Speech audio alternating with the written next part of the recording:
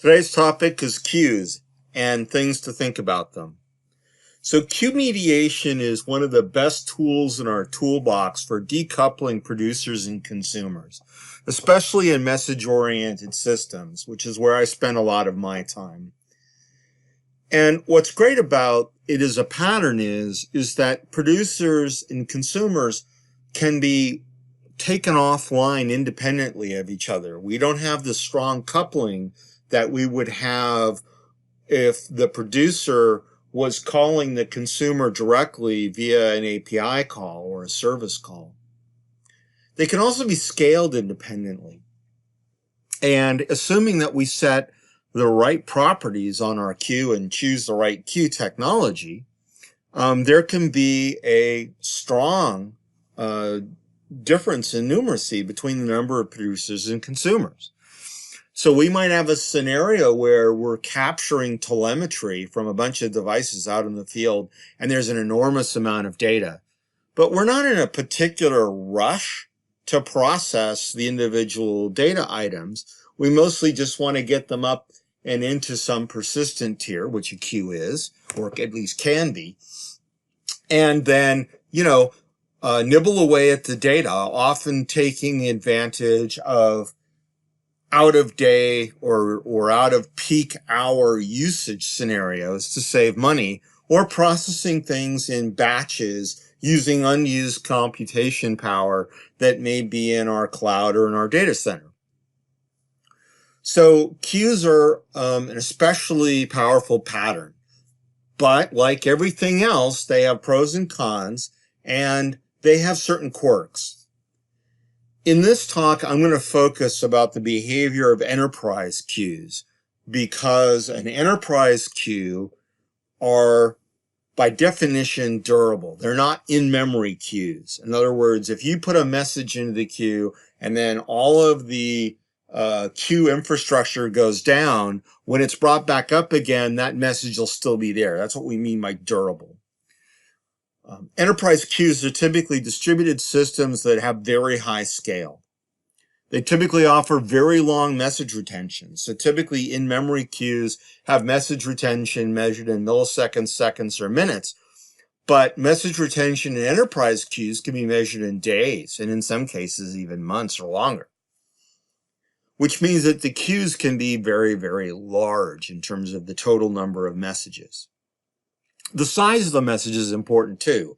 Enterprise queues are generally much more forgiving about message size than are in-memory queues, because an in-memory queue needs to be able to use memory efficiently.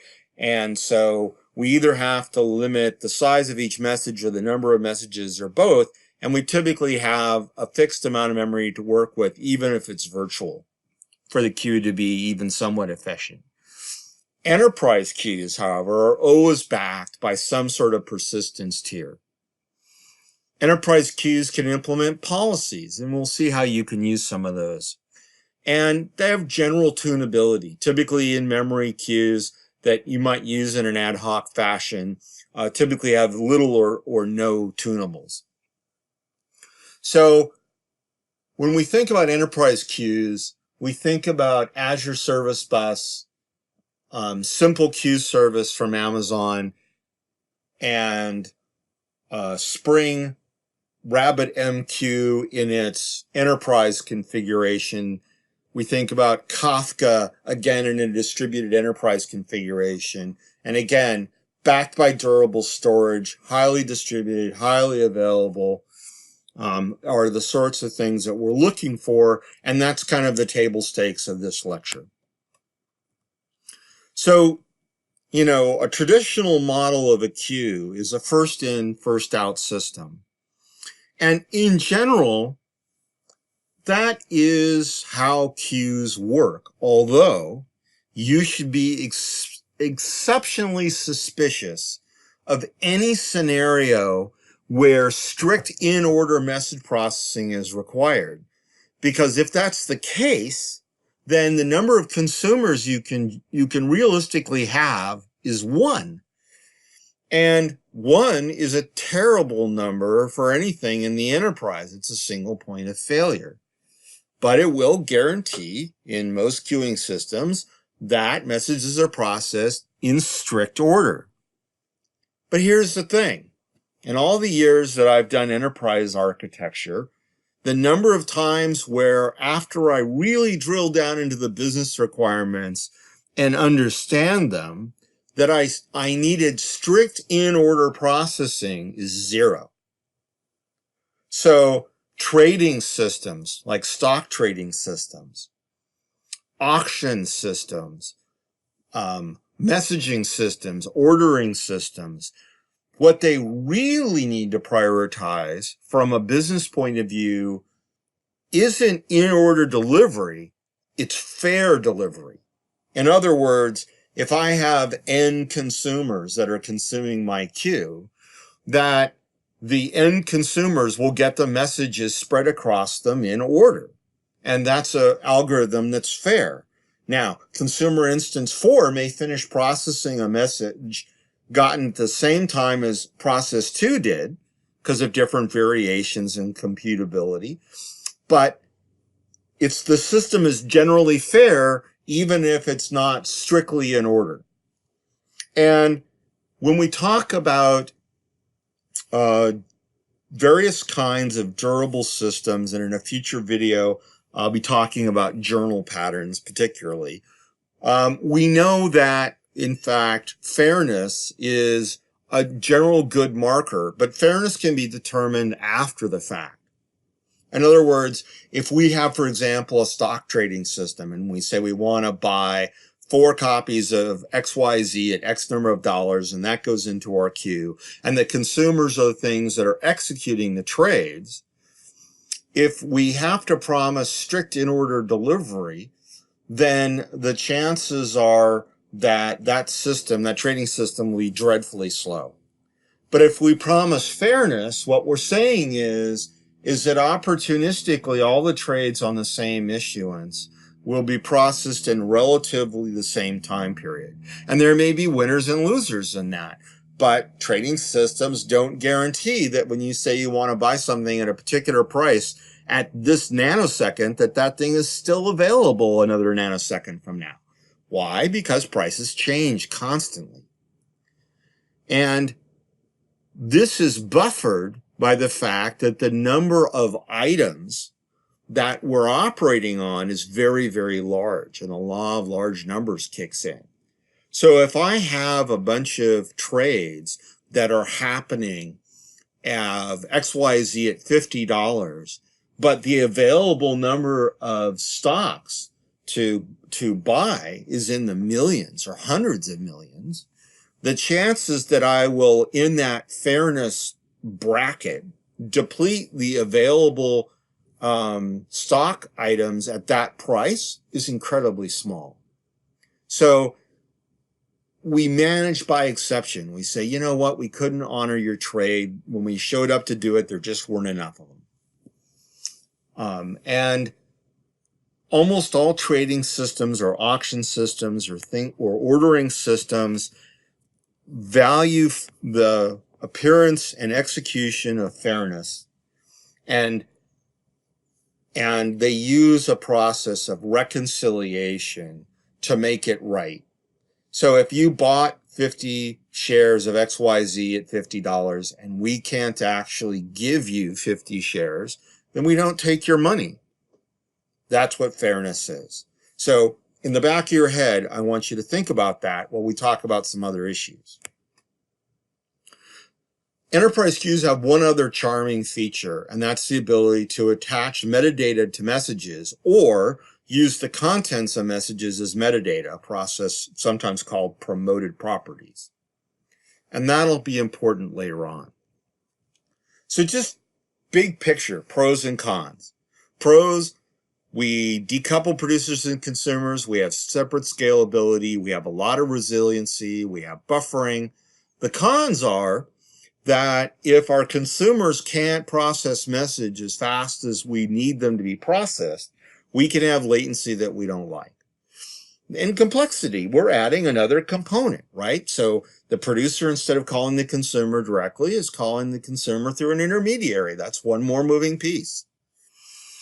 And that the properties of the queue, and we're going to talk about those a lot, determine a lot of the behavior. And, from an operations point of view, you've got more configuration that needs to be managed. These are all things you have to think about. So a topic queue is a flavor on a basic queue that uses this idea of metadata or promoted properties, and typically using an expression, says for each message, it computes the expression. Typically there's an expression per subscription. And if the message metadata causes the expression to evaluate to be true, that message is available to consumer A. And if the expression for subscription B evaluates to being true for that message is available for subscription B. And so we have two consumers, A and B, that can either process the same message, right? Whichever one gets there first, which is why in most topic queue systems, you want them to be finite state machines. In other words, subscription A and subscription B will never have their expression both be true for the exact same message. In other words, ideally, subscription A and subscription B's messages are mutually exclusive. One of the ways that you can go seriously wrong with topic queues is by having that fundamental rule of a topic queue broken. Because in a topic queue, what we want is we want each message to be processed at least once, and ideally only once. We'll get back to that one in a minute. That one's a little harder. But we want at least once processing, and we don't want, typically, subscription A and subscription B to process the same message. For those of you who've ever worked with BizTalk, this concept of a topic queue sounds an awful lot like a message box, and you're not wrong. If you think about a message box, it's based on a set of schema in SQL Server, and it's designed to emulate topic queue behavior with a subscription mechanism that evaluates using the metadata on the message and decides whether or not a particular subscription is going to cause a particular consumer or workflow to get that message for processing. So if you watched my lecture on finite state machines and routes, some of this will sound awfully familiar. But the general rule of thumb, if you have topic queues, is do a little math, sketch it out, and make sure that your subscriptions are mutually exclusive. And the easiest way to do that is to make sure the promoted property you're using is a single value, and that your expression is, if the value is 4, it goes to consumer 4. If the value is 5, it goes to consumer 5. Sort of logic, because that guarantees that mutual exclusivity that you want. And it very much emulates a finite state machine. In fact, topic queues are often a really great way to implement finite state machines in the real world.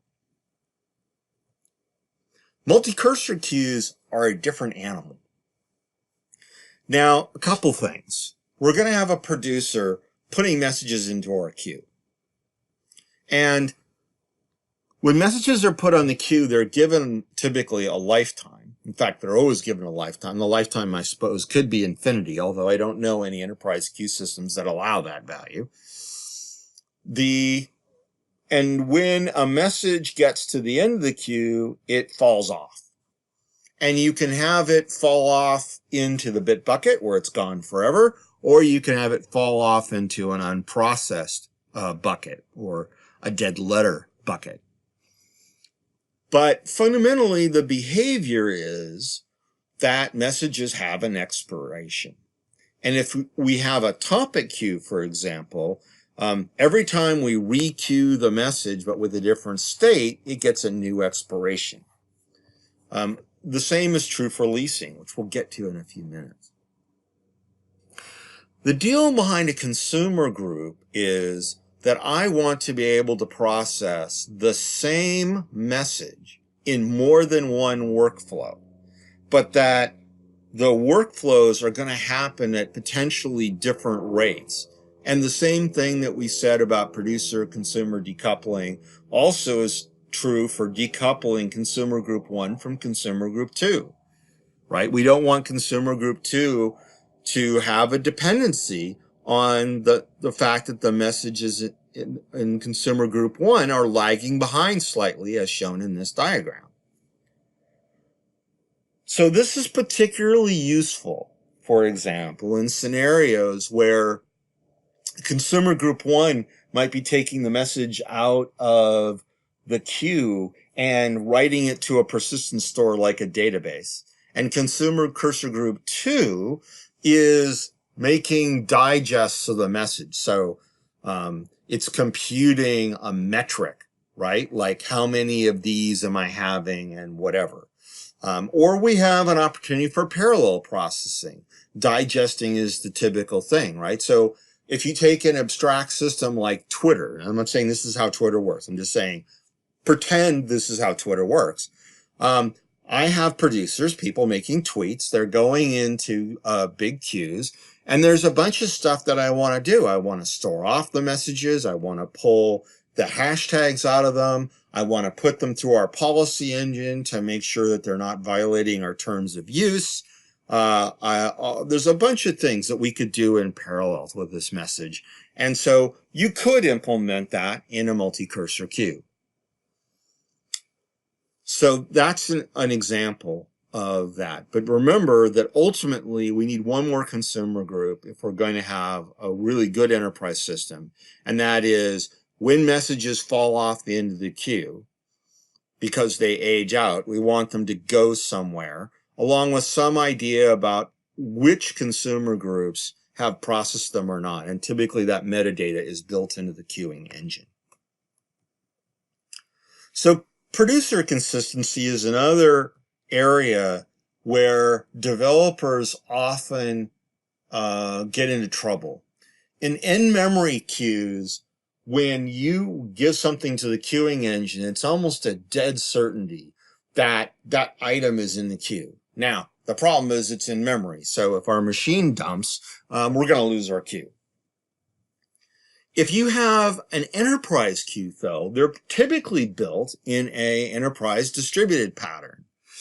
And so if you go in with this expectation that I'm going to make a call to the queuing engine and it's going to accept my message and return an acknowledgement that my message has been accepted, maybe with some metadata like an ID or whatever, that message will have propagated throughout the entire system, that message will have been made durable, that message will have been canonicalized to a certain set of states, or that the promoted properties have been computed, or anything else that's an expectation of consistency. That may not be the case. So it's important to read the vendor documentation and understand what the behavior of the underlying engine is, and whether or not they offer different consistency levels, which many enterprise queues do, ranging from, I want my call time to be as short as possible, and all you're promising me is that you're promising to try to enqueue my message at some point. Those can potentially be lossy, all the way up to your call doesn't return until all the consistency requirements that you stipulated have been met, which means it's propagated, it's got persistent storage, it's idempotent, it's had its properties promoted if there are any, and so on and so forth, right? But understand that in a lot of queuing systems, when you're trading off high volume or high capacity systems, which isn't quite the same thing. High volume is the rate at which a queue can ingest incoming messages, and high capacity is the storage capacity and the number of messages or total message size that a queue system has. That one of the ways that they get desirable properties of volume and capacity is sometimes to trade off against consistency. And I'll point out, right, that's no different than SQL, NoSQL databases, file systems, a lot of persistence engines. If you want to shove a lot of bytes at them, they are going to have some trade-offs. So understand that you need to understand what the consistency rules and ideally any tunable options, and think long and hard from the producer point of view about what you want to be able to get to solve your business scenario. And it may seem counterintuitive, but over the years, there have been any number of scenarios where, in fact, a certain amount of lossiness is okay. Telemetry systems are famously good for this, especially if I have different telemetry channels for messages of different severity, right? So I probably don't want to lose any telemetry about problems or errors. But routine, the machine is still on, the machine is still on, the machine is still on. If I lose one of those every once in a while, probably not the worst thing in the world. And if that gives me the ability to have high volume or high capacity for those messages, that may be a trade-off worth taking. So think hard about that. Durability with leases. So in a traditional queue system, especially in the queue model you learned in computer science school, you pop something off the queue and it's gone. And that's okay as long as your consumer finishes its unit of work. And by the way, that can be happily or unhappily, right? But the implied behavior that you're shooting for is that when that message is popped off the queue, it will get processed all the way to its termination. In other words, that the message will end up being processed in a meaningful business outcome, which is something useful got done, or I hate the message and everything about it, I refuse to process it, I'm putting it over in the exception pile, right? Those are both useful business outcomes. But we know as developers that units of work sometimes explode, right? They have a dependency on an outside resource that's not available, or something causes a computation problem, or whatever.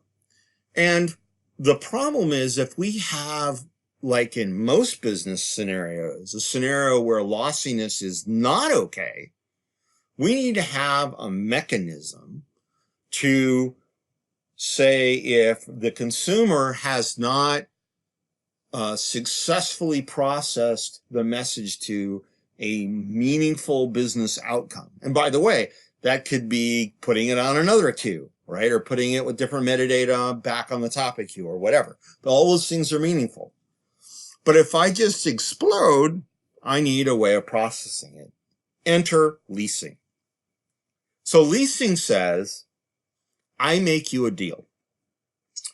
When I dequeue the message, or more accurately, when I ask you to give me a message and dequeue it in the process, you're going to start a clock running, typically a tunable. If I do not acknowledge that I've successfully processed the message, by the time the timer runs out, you're going to put the message back on the queue.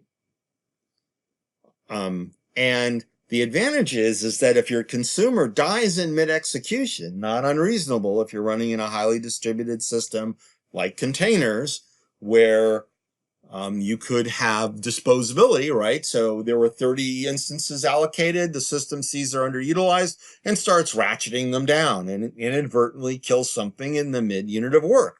We really would like to have some recoverability. And so consequently, we want the message to pop back onto the queue so that the next consumer can start processing the message, if possible, finding out where we left off and just resuming from that point forward. But we can't do that if the message vaporizes. So typically speaking, when you have something with a lease, you have two calls to the queuing engine. The first call to the queuing engine gives you the message along with a unique identifier. And then typically queuing engines offer a way of giving a positive acknowledgement, which says, "Dear queue, please mark this message for deletion. I've successfully processed it." Or a negative acknowledgement that says, "I was unable to process this message. but I don't want you to dump it. I want you to put it back into the queue. Notice this is slightly different behavior than the unit of work deciding that it hates the message and explicitly writing it to the I hate you pile. So it's unusual to see negative acknowledgments in consumer code, but most queuing engines support both positive and negative acknowledgments. And of course, what you're passing back is the unique ID of the item that was dequeued. And again, if the time runs out, the message goes back on the queue. So what's really important is to make sure that that interval is longer than the time it takes to do the unit of work in the consumer. Because otherwise, what's going to happen is you're going to have more than once processing, because the queue may in fact ricochet rabbit it forever, because the consumer never has time to finish the unit of work and say everything's okay before the queue times out the message and puts it back on the queue. So you really have to be conscious of how long the unit of work takes and make sure that you understand, the mean plus 2 standard deviations and then maybe a skosh, and you use that to set the leasing time. And really clever systems that are built on fabric computing systems actually compute this sort of thing dynamically. They keep track of the execution time and execution resources for processes and use a little high-end mathematics to dynamically set things like leasing times on queue items. So this is an important thing if you want to make sure, along with the producer consistency, these two things combined are what makes a queuing system fairly lossless.